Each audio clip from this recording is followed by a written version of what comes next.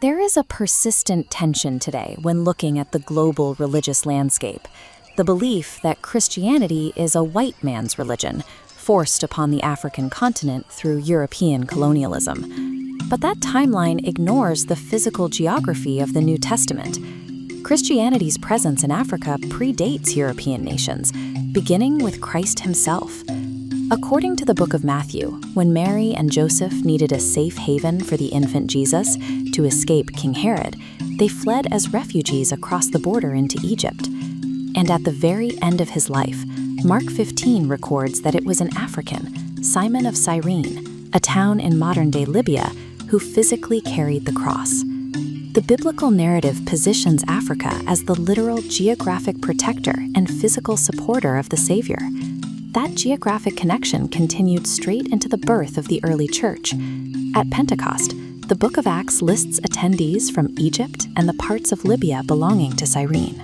Centuries before any European missionary arrived, Acts 8 details the conversion of an influential Ethiopian treasurer, marking the gospel's entry into a powerful African kingdom.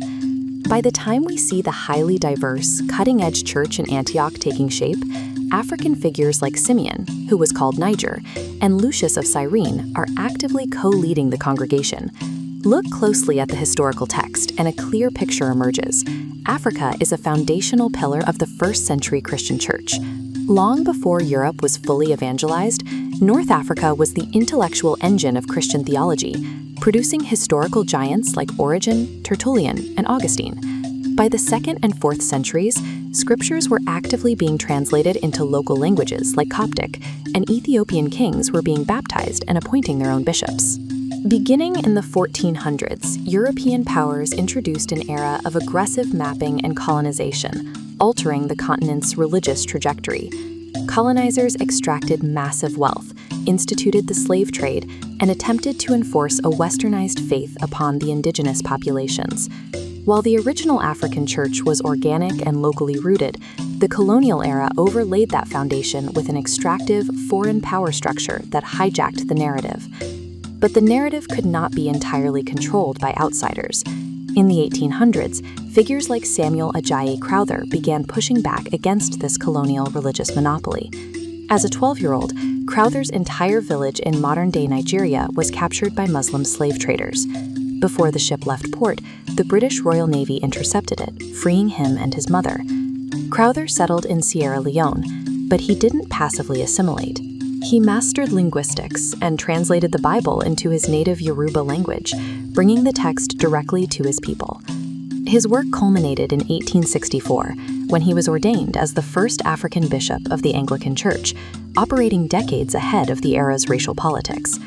Crowther's life proved that the gospel could not be permanently chained to European governance. It inherently demanded an authentic African voice and leadership. In the 1960s and 70s, a wave of decolonization swept the continent, finally severing African Christianity from European political control.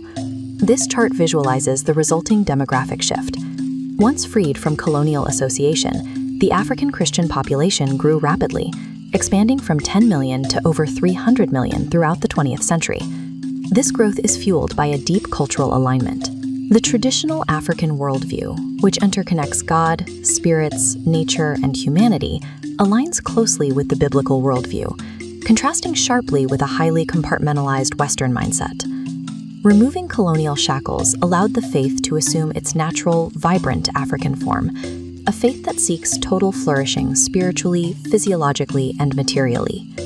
Today, that faith is remarkably diverse. In Northern Africa, Coptic Christians continue a legacy of deep historical resilience, maintaining their communities within Muslim-majority Egypt. Further south, the church played a central role in the historical struggle against apartheid in South Africa, pushing back against the systemic injustice that enfranchised white citizens and diminished Black privileges. Following the fall of apartheid, African Christian leaders like Archbishop Desmond Tutu spearheaded the Truth and Reconciliation Commission, utilizing their faith to heal deep racial wounds rather than seek vengeance. By 2025, demographic projections indicate that Africa will be home to more Christians than any other continent on Earth. As the global center of the faith shifts, Christianity is returning to the very foundations where it first took root.